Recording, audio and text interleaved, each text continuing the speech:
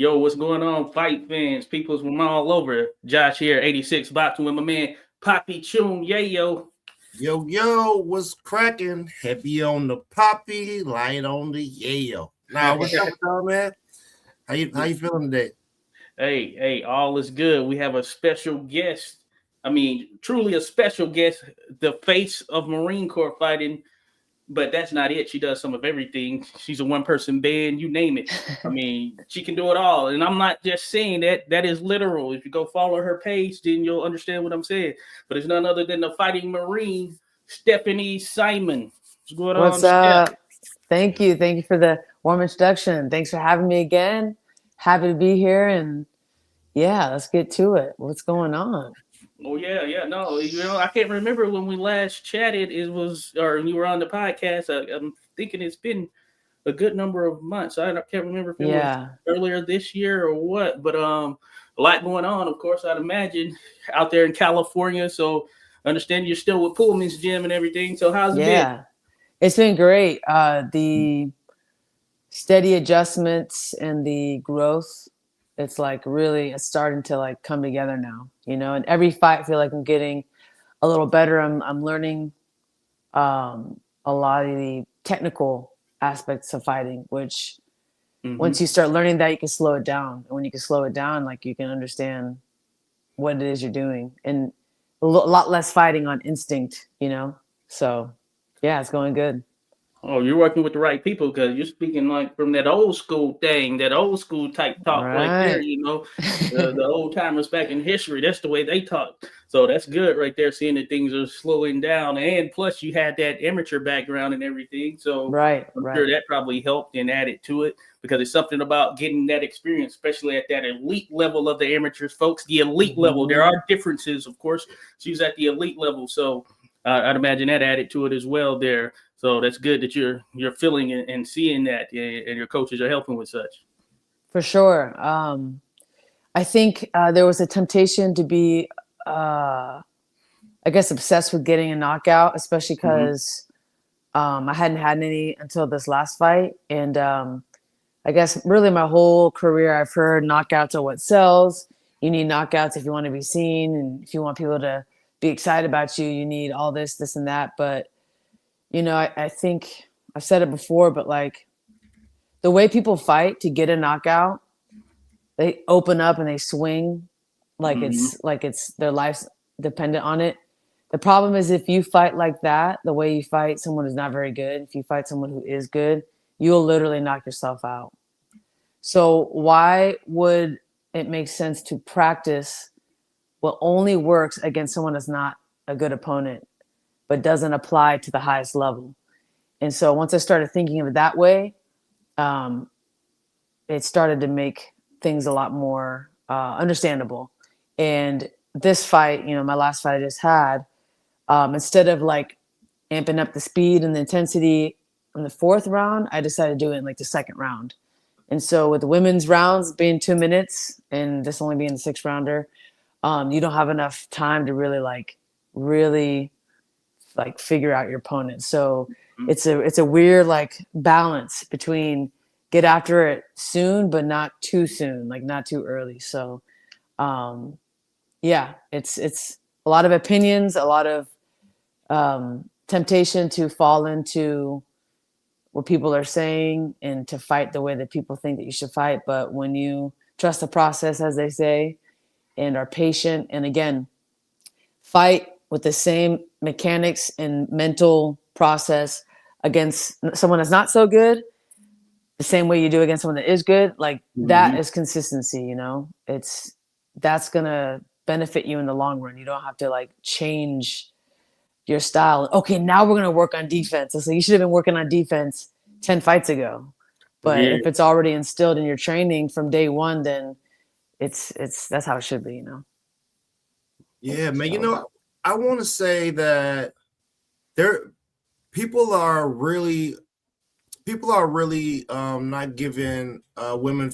We're not the sport isn't giving women fighters what they need, honestly, because I'm gonna tell you, every female boxer that we've interviewed, we've asked them about how they would feel about 3-minute rounds, right?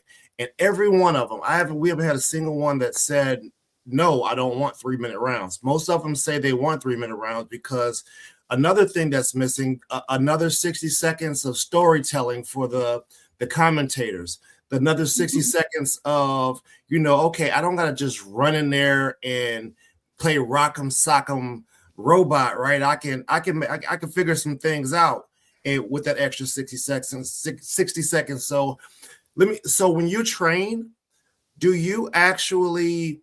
are they training you guys with the mindset of 2-minute rounds, or are they training you with the mindset of 3-minute rounds? As far as, I know each opponent is different, but the way I train is everything but my sparring is 3-minute rounds, 99% of the time. I think there have been a few sparring sessions, like my very last sparring session before this fight were 3-minute rounds. But before that, like all the sparring sessions were 2-minute rounds. But all the bag work, the pad work, all the shadow boxing, jump rope, everything else was 3 minutes. So it's funny that you mentioned that too, because my last fight, someone messed up the time, and my first round was 3 minutes. So I noticed, I was like, this is a long round. But you know what? My opponent got tired. Like really tired. And I noticed it because I still had energy. I was like, all right, well, it's a 3-minute round. I guess we're going for it. And she had like really aggressive punches and like a demeanor in that first 2 minutes, and then nothing left in the tank. So I think, again, like a 3-minute round changes everything. And people got to like pay attention. Like that, the last part of a 3-minute round, that's usually where stuff gets crazy and spicy, and for us, that's when the round ends, so even this last fight, I stopped her in the end of the third round with 10 seconds to go. So imagine there's another minute on that. It's over, so I'm a fan of 3-minute rounds myself. I support that. And in the highest level of MMA, men and women do 5-minute rounds for championships. So they're doing it in MMA, then why can't they do it in boxing? I don't understand. Yeah, that's interesting. That is very interesting, and I just think about your background and that stuff. She's a Marine, folks, the fighting Marine. Do you know what endurance and all of that stuff, how that applies to things? I think about that. There are so many others. Tiara Brown, for instance, she ran cross country in college and all of that stuff. So these women are built for it. So it is interesting that you see some fights where, okay, they'll promote it as though, okay, this is going to be a 3-minute women's fight, but it's very sporadic on certain venues or certain events or whatnot. But yeah, you really haven't seen any real push or legislation in any way, I would say, even though we know how it is with boxing in terms of individual states and such, but we haven't seen that real push. And that is very interesting at this particular point in time when there are more women in the sport than ever, Yeah. I hope there's a change. It would have to really come from one of the guys at the top. It can't, unfortunately, like it can start with a woman saying, I want this, but like that always comes across as like, pick me, like I want to be the one, like make it happen for us, give us a chance. And I hate to say it, but like that doesn't always turn out well. I feel like there has to be people that are advocates for a change and for I guess like growth in women's boxing, people that have power, people that are in positions of power to make that change. The problem is like in all combat sports, especially, I'm noticing is like if people are satisfied, they don't complain. Yeah. Even if what they're getting is not as good as what they could get. And you see that a lot with fighter pay, at least in MMA. I don't know, boxing, boxing too. But if people are getting what is good enough for them, I don't want to say selfishly, but a lot of them mind their own business. Like, hey, I'm getting fights. I'm getting the rounds, I'm getting the experience, I'm getting TV time, I'm getting paid. I'm not going to ask for too much more. And I get it too, because people that do ask for more or just at least ask for the bare minimum, they are often seen as like needy, you know, and like Yeah. you complain too much and you just want to have everything your way. You can't have your cake and eat it too. And really, we're just asking for like honestly the bare minimum, you know. So it's a dichotomy, you know. We could use so you know the NFL has NFLPA, you know, all these professional leagues have, you know, players associations where it's like, you know what, we're gonna shut this thing down until it makes sense. I feel like there definitely needs to be a boxing a BFA, Boxing Fighters Association, where you guys can go in and tell them what you want and get some leverage to negotiate. You know what I mean? Yeah, yeah. Uh, so okay, so let's say you were able to start a Boxing Fighters Association. What would be one of the things that you would and you got to, you know, you got some people who are with you. What would be like one of the first things that you would actually ask for? Could it be whether it be something about getting blood tested or you know what I mean? Yeah, Anything like that. yeah. I think 3-minute rounds would definitely be in discussion. I think stricter testing too, I think would definitely be in the discussion too, because I mean, we're seeing it left and right. There's a lot of people gaming the game with tests, and there's a lot of, and there's a quote I heard, and it's like your favorite fighter used stuff probably. Oh, And, you know, it's like when you really think about it, of course they did, because the most competitive people on the planet, Mm-hmm. the elite of the elite boxing fighters, MMA, whatever, they're so competitive that they will do whatever it takes. Mm-hmm. But the problem is like it's not necessarily to get the edge in the fight. It's to recover in training. That's what they're really, a lot of these guys and girls are looking for. It is, I want to be able to push my body hard in training, super, super hard, and recover. So that by the time I get to the fight, I'm a machine. So it's not just like doom, take all this stuff and get really big and buff. That's not what it is. And sometimes the eye test doesn't work. You know, sometimes you look at someone and they could be on stuff and you have no idea. Like EPO, for example, that's not going to make you look all juice and strong. So I think that there's misconceptions about gear and about performance enhancement drugs, and you know, people are really trying to make it so that they can train 6 hours a day and not get tired and not and their body recover like they're like a superhuman. And it's not fair, you know, it's really not. And when you have people that are ultra competitive and people that really don't care about morals, this is not just in boxing, this is in the industry. I live in Los Angeles. I see stuff all the time. I see people sell their souls, and people want to be successful. They want to be famous. They want to make money. And to them, in their mind, they justify cheating or taking shortcuts because they're like, you know what? I got to do what it takes to get to the top. And this is what it's going to take. So it is what it is. Hey, you're going to pay a price either now by doing it the hard way, like working hard and doing it the right way, which can feel like the hard way at first.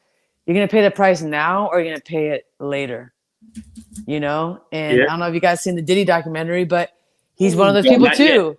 I just did a video, Instagram video. I was imitating his dancing when he did the tribute to Biggie. He's like literally dancing like, like, dude, are you sure your friend just died? Is that really your friend?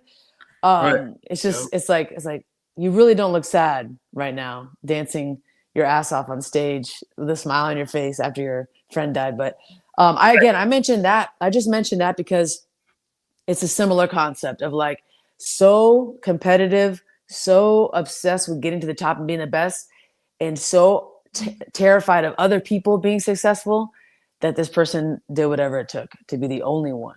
So Hey, and let's be honest, all of us are military vets or active or reserve or whatnot. We know pretty much in every walk of life, there's always someone or a group of people trying to get their edge.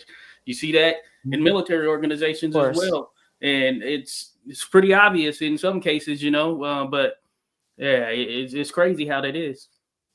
I would hope that despite that there would be a way to, I know the original question was about things you would change or implement in this process, but another one's no monopolies. Like we're not I'm sorry, but I don't think becoming or imitating the UFC model is a good thing for boxing. No. I don't.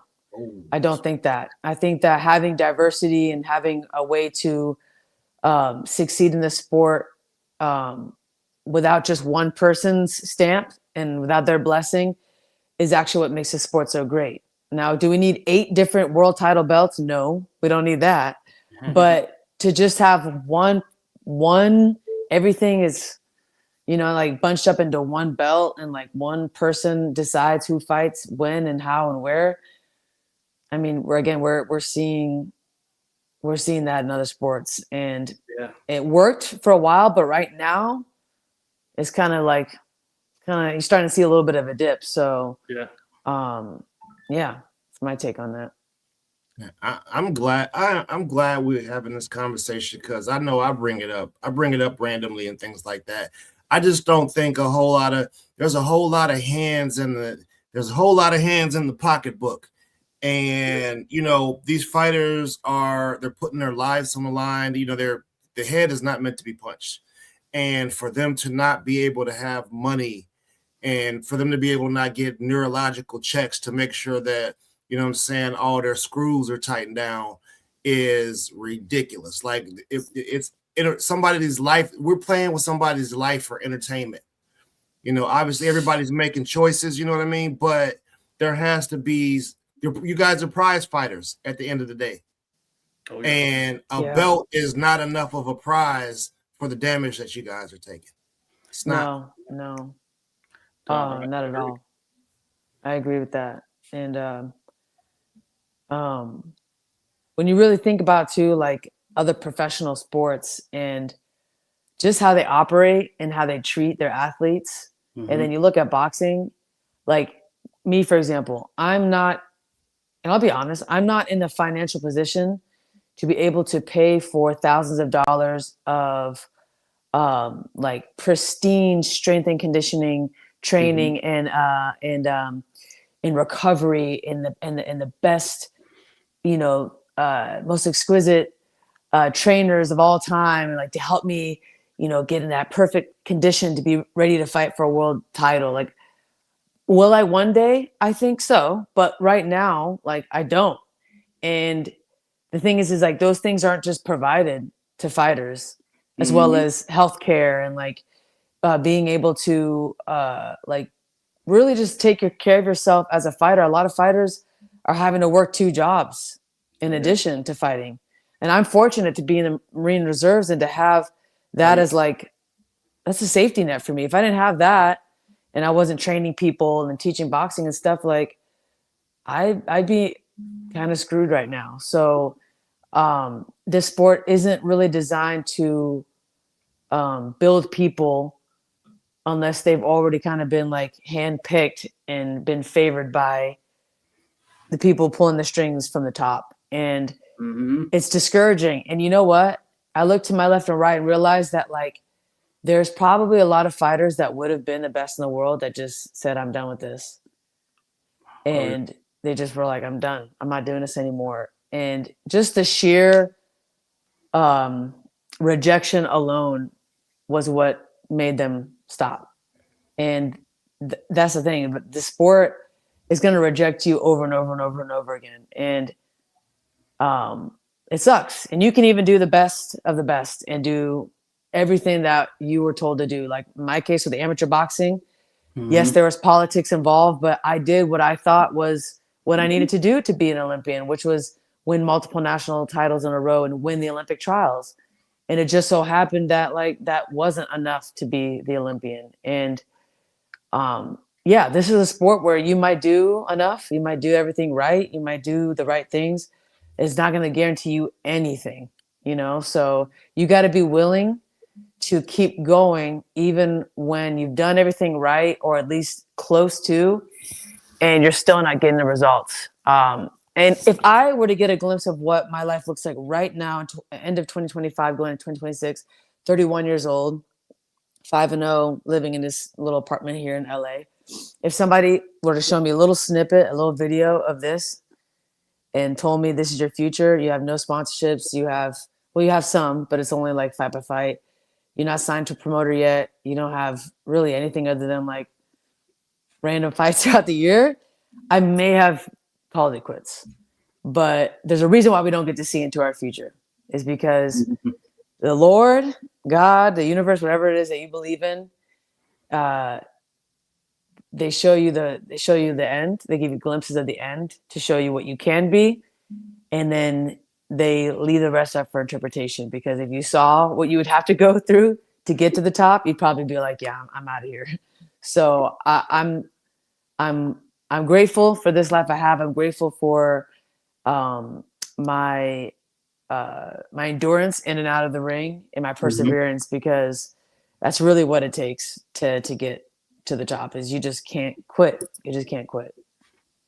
Okay, yeah, I was gonna ask you about that. Like, what keeps you there pushing? Because the way I look at it, I'm sure same with Ernest. There, we kind of see you. We saw you as amateur and what you bring to the table and all of that stuff. And I was mentioning all the things she can do: play multiple instruments, dance, act, etc. You know, and you would think that that's what to be and you live a clean life. You would think that's what would be the beckoning call for some of these major sponsors and things of that nature. You're looking for an athlete to represent you. I mean, it has Stephanie Simon written all over it. You want someone with your brand who can push it to that next level, and she can back it up with her story and all the things she's gone through. Then yeah, it's wild to me. It's beyond me that some of these major brands and sponsors don't actually reach out and look to latch on to with someone like yourself. And this is not to throw shade at any others, but we've seen major sponsors attach themselves to fighters or other fighters or whatever who couldn't live up to the billing, who didn't have that clean life and got into stuff, you know, and it's mind boggling. Yeah. I think part of it could be my fault. I think that I need to take ownership for having a big mouth, because I think sometimes being outspoken, it scares people and it makes them not want to work with me. So I think that could be part of it. Is, ooh, we like her, but she talks too much crap, or she's dramatic and she says too much. Which, cool, got it. You know, I could do a better job at that. Part of it too, I think, is that there needs to be work. There's work to be done still, and it's not physical. It's mental, and it's emotional, and it's spiritual.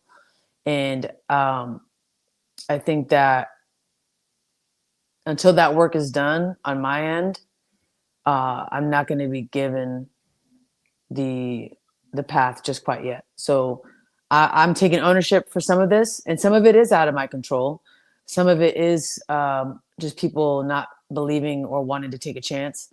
And hey, in this process, people that once did not even let me fight on their show because they were like, we got too many fighters, are now interested in really signing. So it's like, some of it's just a process. It takes time. You have to make people a believer. But like, that's the thing is everyone is a non-believer until they see it in real life. And then they go, oh, snap. Like, that's a superstar right there. Like, that's a special person. And I felt that moment in this last fight. I really did, with the walkout, the performance, the afterward speech. I felt a click of like, okay, they're starting to believe a little bit more now. Like, we're getting somewhere with this, and we are. And there's going to be discussion this week about a potential signing. So it's getting there. It's getting there. It's just not getting there in the exact way that I envisioned, or that a lot of people envisioned. And so, yeah, it's hard, but it is what it is. So, there are entirely too many successful women in corporate America who are running multi-million-dollar businesses, and I mean, I don't understand why they wouldn't back a person like you. You're a vet. You've done everything the right way. It's like, okay, let me grow my brand and help grow her brand simultaneously. Let me work with her. Here it is. I'm a lady who has a bourbon business, a whiskey business. Oh, I got equestrian farms. let me put something out there that people can relate to, and let's make Stephanie Simons our ambassador. Let's do that. Right? Yeah. What you waiting on? I mean, everybody says they love vets and all this stuff and the things like, thank you for your service. Hey man, yeah, okay. You're welcome for the statement, man, but put something into me. Yeah. There's a reason why I mentioned the captain. I don't care about rank. It's like I mention it to try to like make it a point. I'm like, wink, wink, Captain, Marine, hello, like right. Help a sister out here, somebody. But to be honest, I have not gotten any major calls or like messages from like a major company of, a successful business woman who was like, I want to invest in your career. I just haven't. And I feel like I don't know. He could do something too. What was that? The Veterans Administration, like yeah. that would be great publicity for them.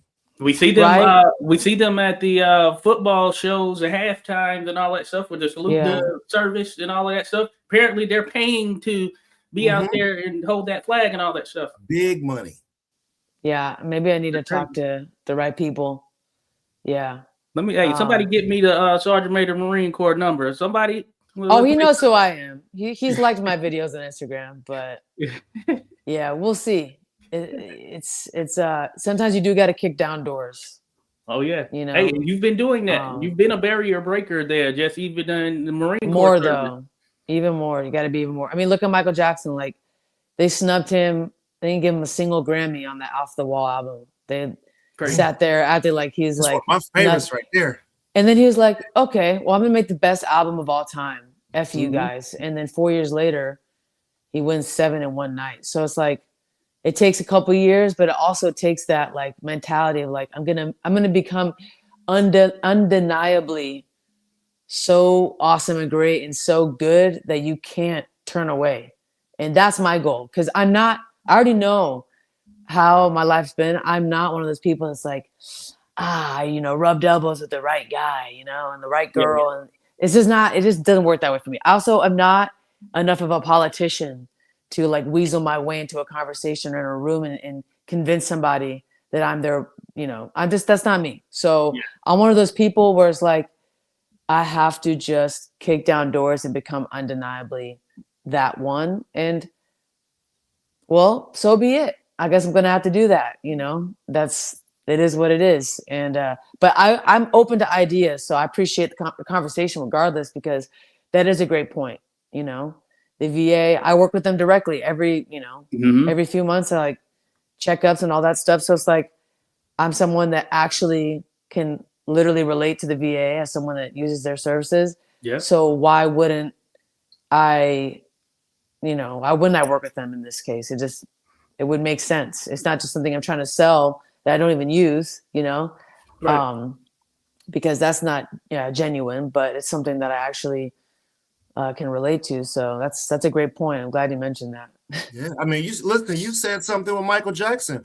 A lot of people do not know that MTV would never play black artists videos. Michael Jackson was the first person to have a video on MTV. Not only did Michael Jackson kick the door down, he is by far beyond the greatest music producer type in the world. He changed greatest performer.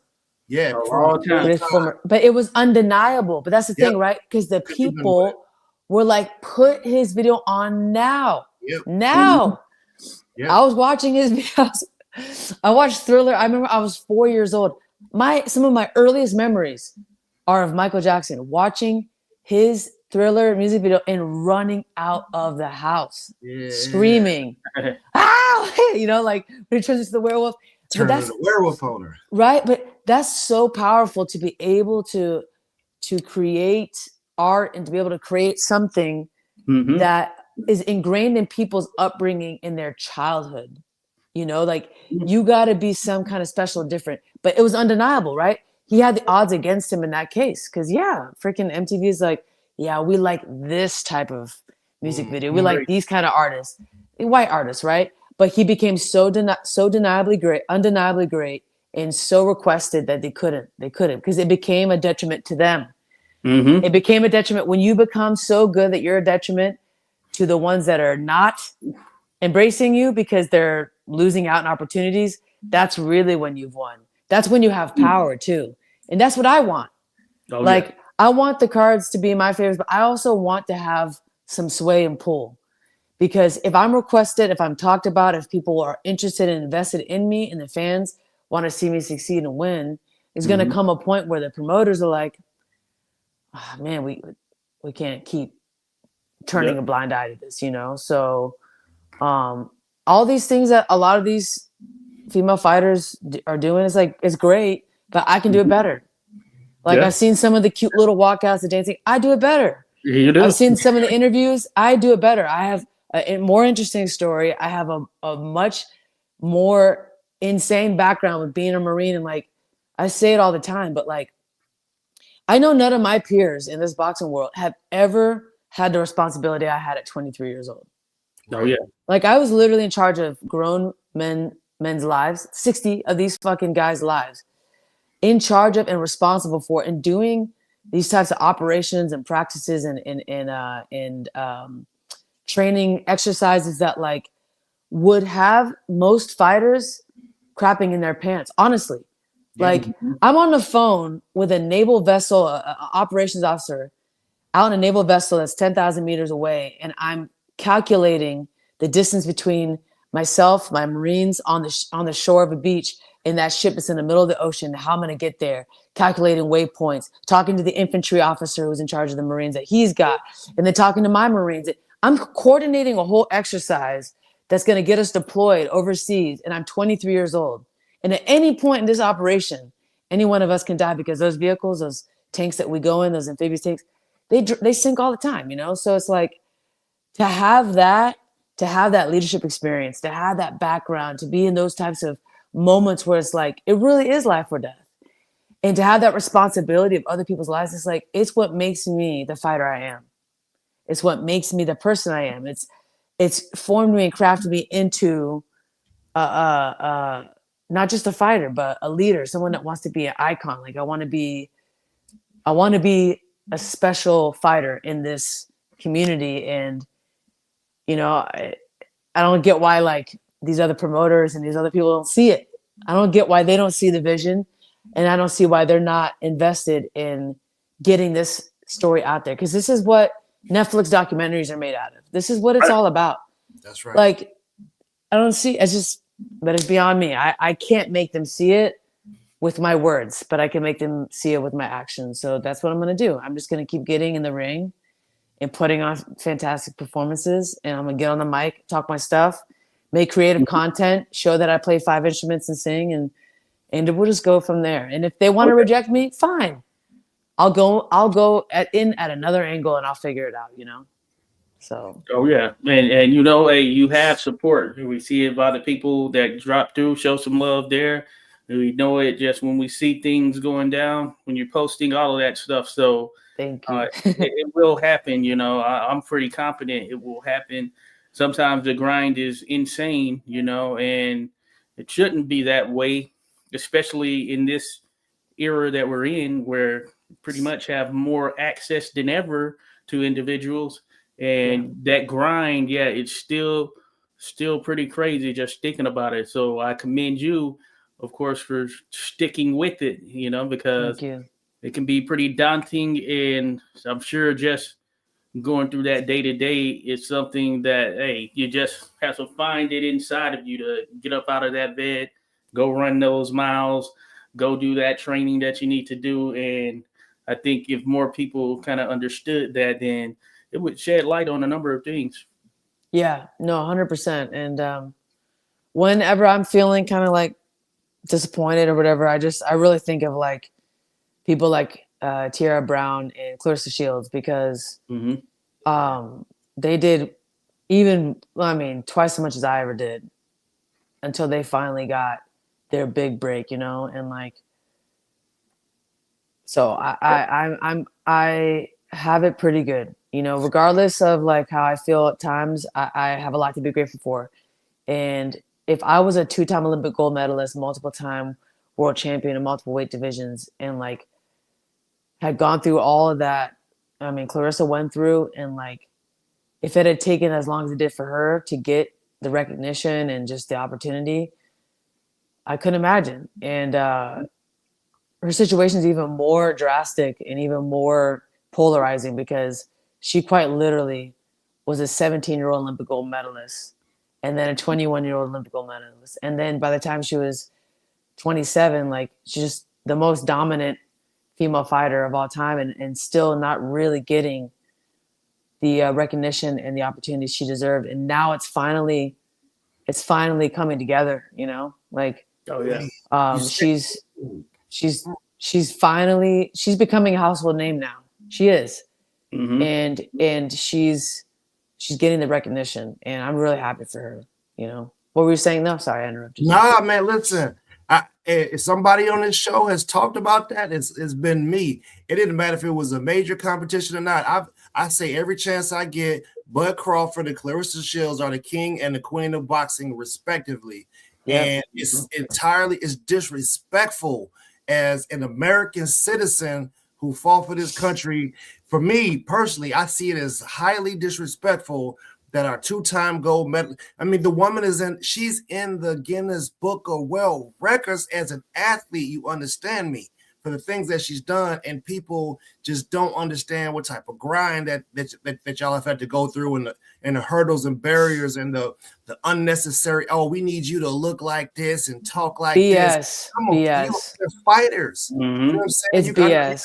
Yeah, I know you guys want to feed you want to feed the monsters and stuff like that, but come on, man. Like, we got to do better about how we treat our athletes in America and who represents what. It doesn't matter if you're an American or you're Mexican or you're black or you're this or you're that.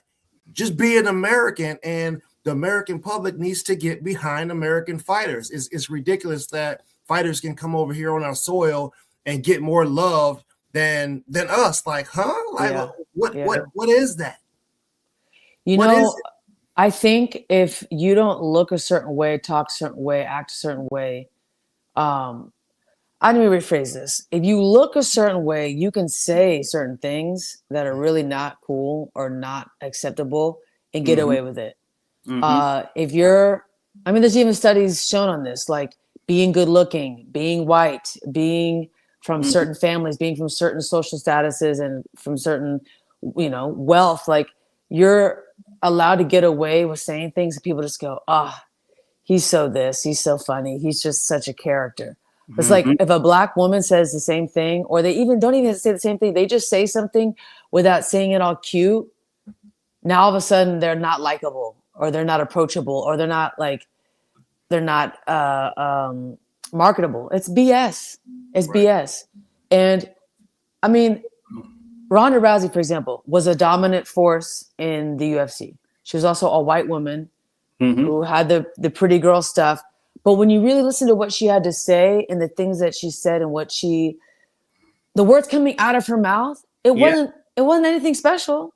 Right. But she was adored and loved. And like, obviously now things have changed, but like, when you close your eyes, just close your eyes for a second and try your best to be as unbiased as possible and listen to the message instead of being obsessed with the messenger. Listen to the message. You'll realize that like Clarissa Shields is the GOAT. She's the GOAT.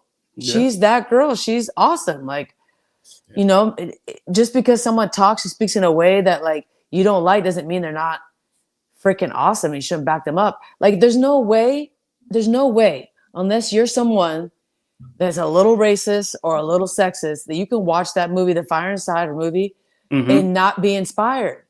Yeah. There's no way unless your biases are so strong they've taken over your ability to think straight. You can't watch that movie and not be inspired by what the heck she did, you know?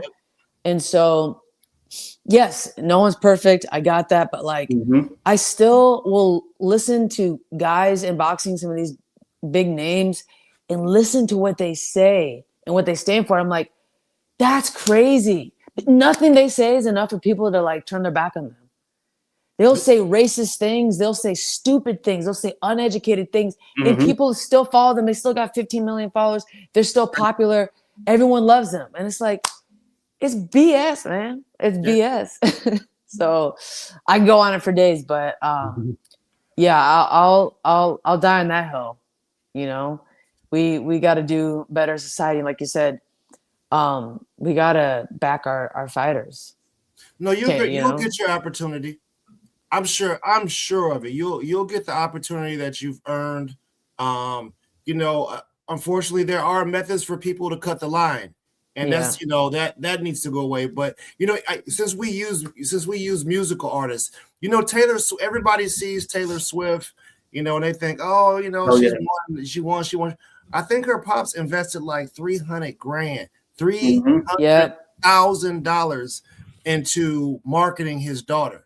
Right. So not everybody got access to something like that. Some people it's a drop in the bucket, but they're not out there really. There's nobody pitching this idea to them. It's the people that they're surrounded by. Right. So sometimes people need to find the people that are surrounding the people that need the ear, because I know there's a woman who's a billionaire and she's a crazy philanthropist for HBCUs. She's a crazy philanthropist for the historical museums. She's got this money that nobody could spend in a billion lifetimes, and she wants to do something with it, but everybody wants a handout, right? Everybody wants to take the shortcut, but this lady's just looking for, the right opportunities and the right things to actually just be a philanthropist for. So all my philanthropist people out there, when we try to connect these athletes, and we stamp their approval, as they're being a good guy, or they stamp their own self as approval as being a good person. You know what? Take a shot on them. You're enriching the lives of many people, and that's where that real trickle down could come from. When you support somebody that comes from the type of moxie that people like us come from, and you support us, we're going to do the right thing when we make it. That means pull everybody up with us so that we can elevate what we have going on in society. Plus, this stops people from whooping your ass when you walking down the street because they bored and they good. They can do it, 100%. 100%. No, I couldn't agree more. And you definitely, I don't know. It's like, I don't know. I think about, when I think about like legacy and like somebody that is just like authentic and has inspired sounds for other people and has really changed like American pop culture. I know you mentioned Taylor Swift, but like her name doesn't come to mind. It really doesn't. And like, yes, you can be very popular and sell a lot of albums or records. That doesn't mean that you are someone that has changed the sport or changed the music or changed the culture. It doesn't mean you left a legacy.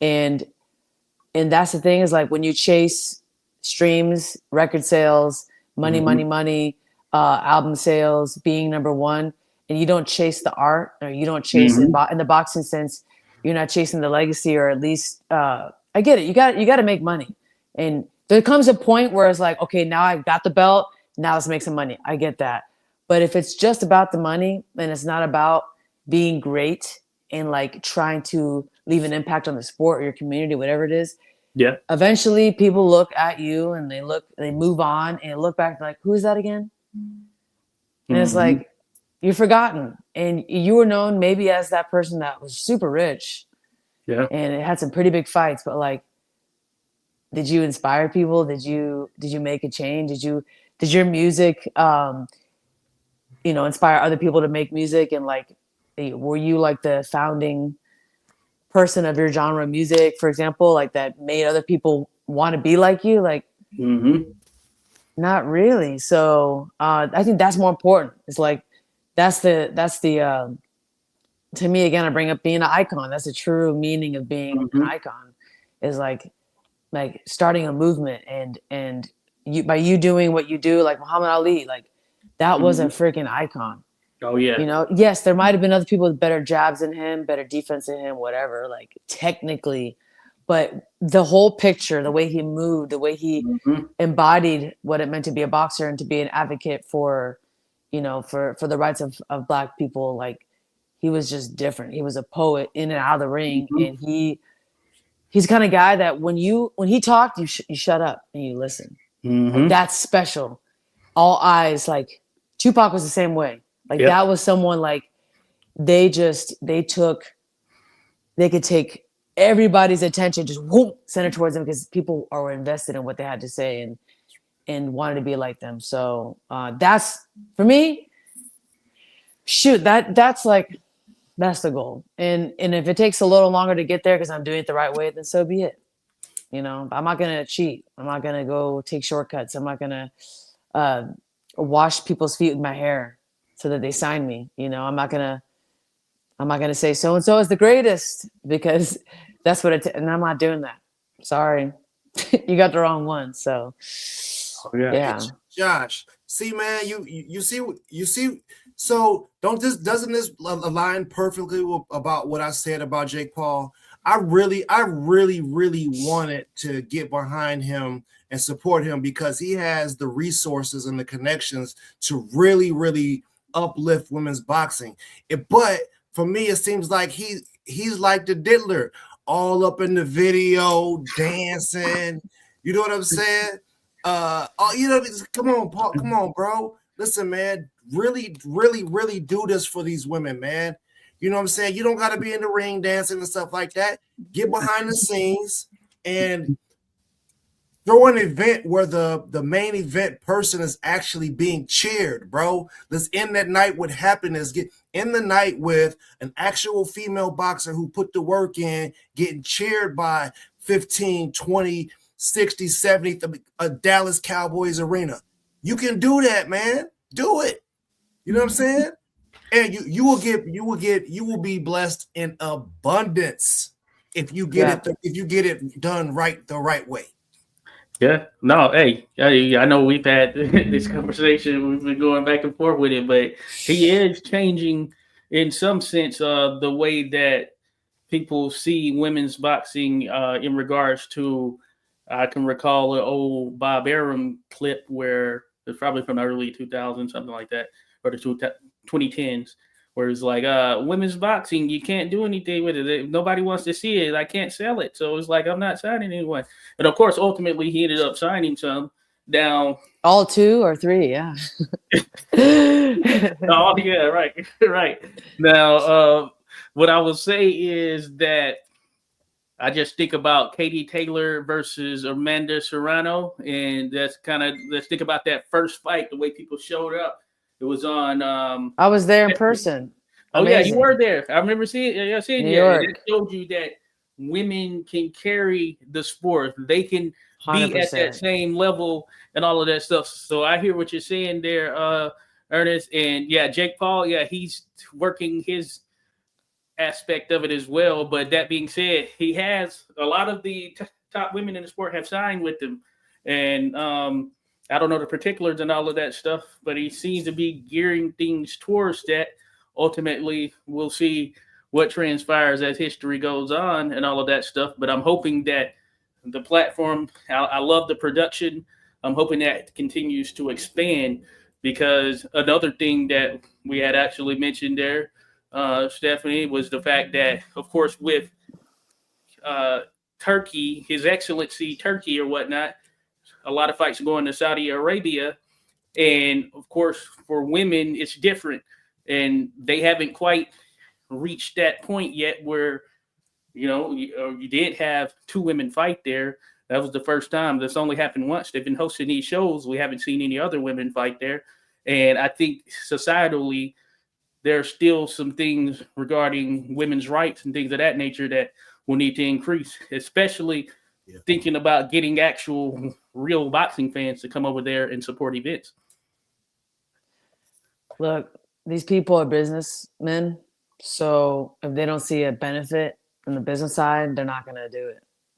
And if they see that bringing women on is better for public image, which then turns into better support, then maybe we'll start seeing women on their cards. But until there's a literal like reason financially, or I guess in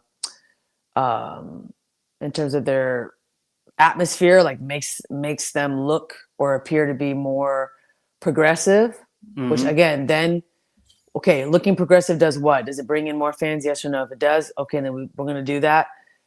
If it doesn't favor them, they're not going to invest in it. And I think that's the same for all promoters. They're looking to make the most money that they can.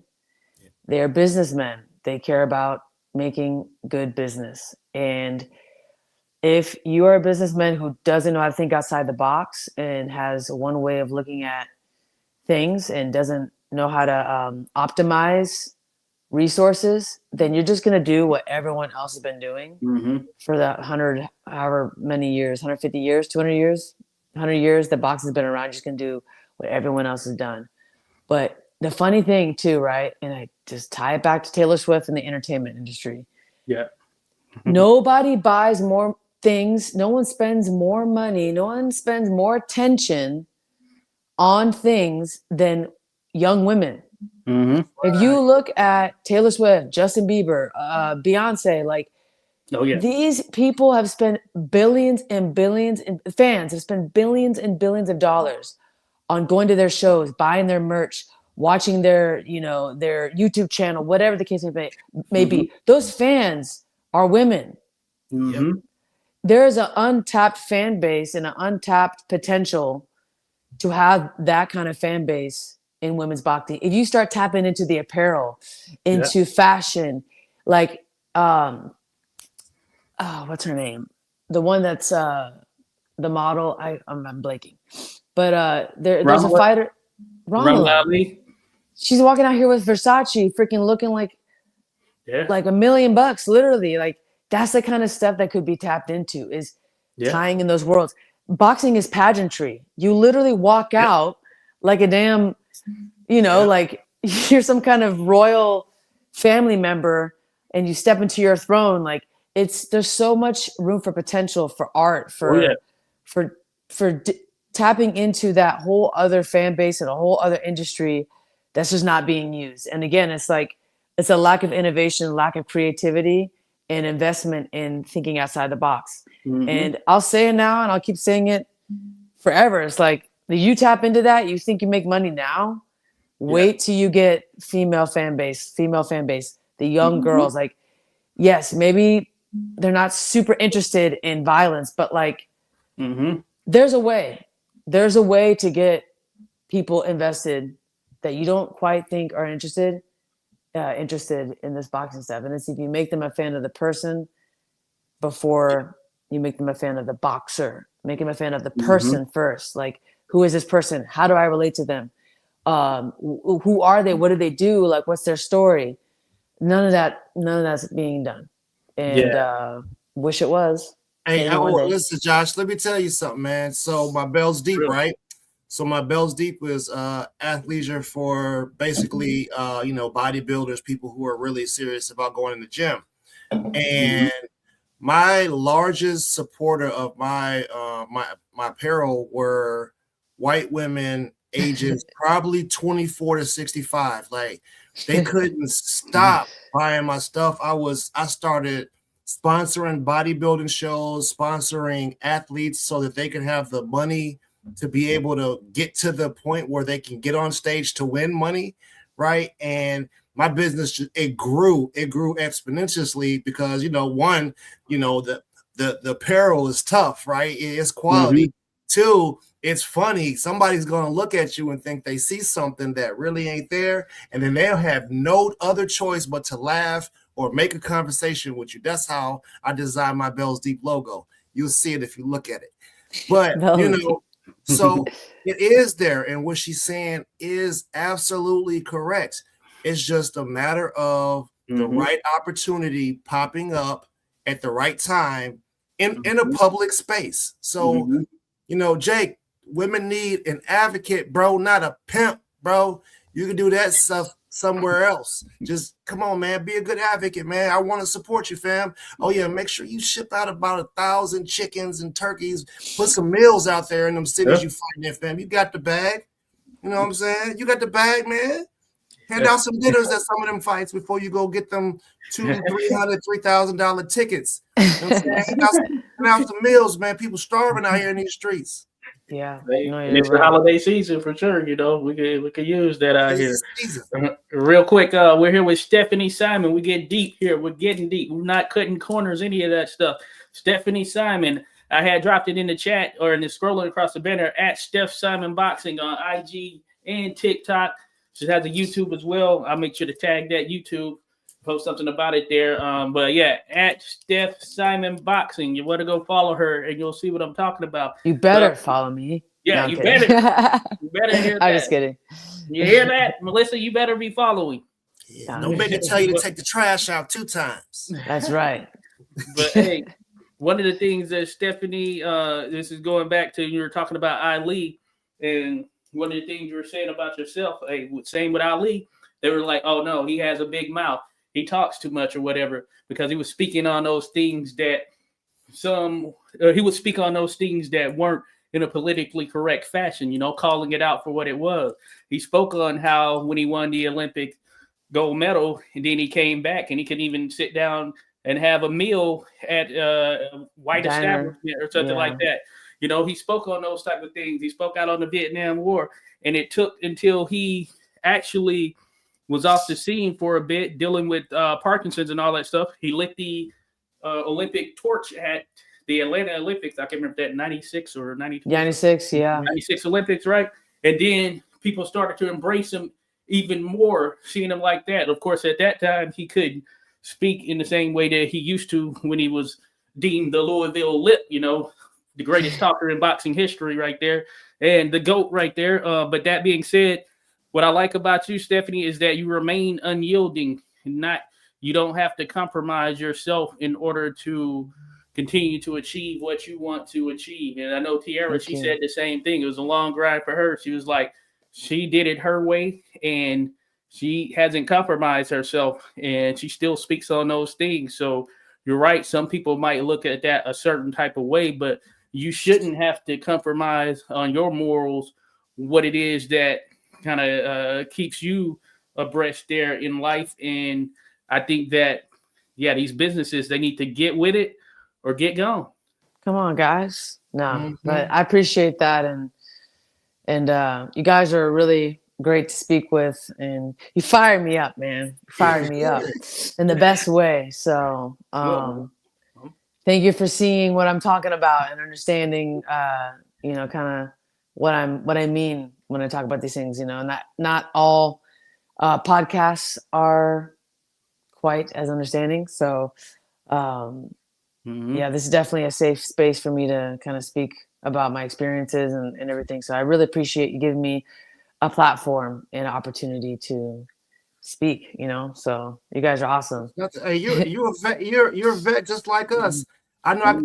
Listen, y'all. I got bags under my eyes because I was burning the candle on both ends. I went to my Air Force buddy. He was contracting in Europe. He caught a virus. He ended up getting Guillain-Barré syndrome, and he was paralyzed.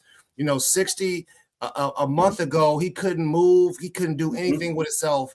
Today, you know what I'm saying? My man he's able to grab stuff. He's able to get out of the chair just a little bit. He can straighten his legs out. And so we took him out and we took him to the club in Austin.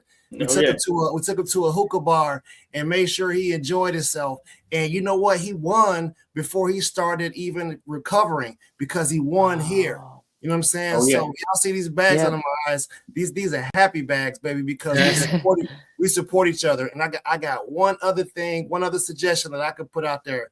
Hey, look, Layla Ali, Clarissa, y'all are in position to put whatever differences you have aside. Christy Martin, you know what I'm saying? Hey, all of you powerful women need to stop bickering and beefing with each other and sit down and have a real conversation about how you can push it and be the real ambassador to hand this thing off to the next generation. Y'all really can make a difference. I know you can attract the sponsorship, you know, and Clarissa, you've done everything there is to possibly do in boxing, man. So I think get that business sense. I know you got it, but you know, maybe kind of find a way to try to make it a little easier for the next generation. If those three came together, you're right. If those three, ooh, man. Yeah, man. Major power right there. Major. That's game over right there. Imagine they all cross promote an event, right? In several events, like, oh, that'd be huge. Yeah. Who can stop them? You know what I'm saying? That's super powerful right there, no doubt. Incredible. So, but all right, we're rocking and rolling. We're coming up with these good ideas here. Hey, smart veterans here. No doubt about it. So yeah, we're here with Stephanie Simon, folks. Stephanie Simon, she's been here about an hour. And hey, we appreciate you, Stephanie. Always coming showing love. Hey, you have a home here on this channel, all the channels, we're connected there. And hey, we're always gonna push that out there because we're pushing for the sport of boxing. It was pushing for women to get their recognition in the sport of boxing. I can't go with or I can't not say that, you know, when I think about all the stuff that I've learned in the sport of boxing, just from being on the amateur side and just learning from officiating to how the operations are, the sport cannot operate without women involved. For those that haven't been around the sport and you haven't been to your local amateur shows, you haven't been to your local pro shows, you're gonna see just as many women as you are gonna see men. And then when it comes to the actual operations, how it's running, you're gonna see a bunch of women that are involved in the sport. So they've been here, they've been involved, and I've been taught so much from Candy Jacobs, Tamara McKinney, Latasha Washington, you name it, the whole nine. I've learned so much stuff just being involved with women in boxing. So the sport in itself, we need to embrace the women, embrace our women in this sport who are helping to elevate it. That's right. Amen. That's powerful. I thank you for saying that. Thank you. Yeah, no doubt. That's awesome. We don't hear it enough. So thank you. No doubt about it there. Yes. But man, hey, it's been great. Of course, Stephanie, we know you're out there in Cali. You probably got things to do. You got to get to training and all that good stuff. Or whatever it may be. Gotta get my run in, man. It's time to run. Putting the miles. See, look at there. Hope she's leaving right from here, and she's gonna run. Oh, Stephanie, I took this little 10-week guitar course, and I know how to catch a tune now. Tune. Of course, with no name. Dun, dun, dun, dun, okay, let's go. I'm working it. So we're gonna work a song or something. I mentioned that. We're writing. It's gonna happen. 100%. We're gonna have a whole duet planned out, man. Let's get it. Let's get it, folks. But hey, we appreciate everyone who dropped in, showed us some love here with Stephanie Simon. Be sure to go follow her at Steph Simon Boxing. Look it up. You'll get connected there. And with thank you. We appreciate everyone. Semper Fi.